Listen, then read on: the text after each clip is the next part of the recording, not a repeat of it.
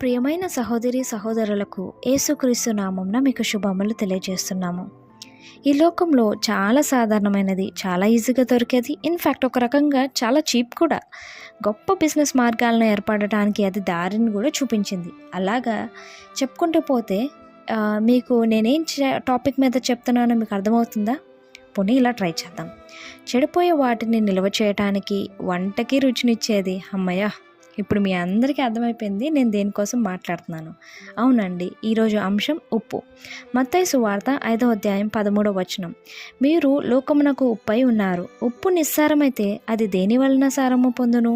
అది బయట పారవేయబడి మనుషుల చేత త్రొక్కబడటానికే కానీ మరి దేనికి పనికిరాదు.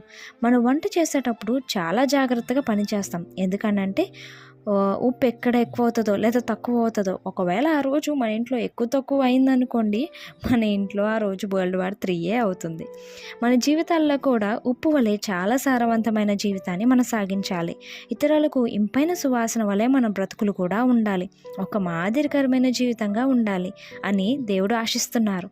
అదే మీరు వాక్యం తెలిసి కూడా దేవునికి సన్నిహితంగా ఉండడం లేదు అంటే మీరు కూడా ఉప్పు వలె నిస్సారమైన పరిస్థితి మీకు కలుగుతుందని గుర్తుపెట్టుకుందాం. ఈ కొద్ది మాటలు దేవుడు మిమ్మల్ని దీవించును గాక.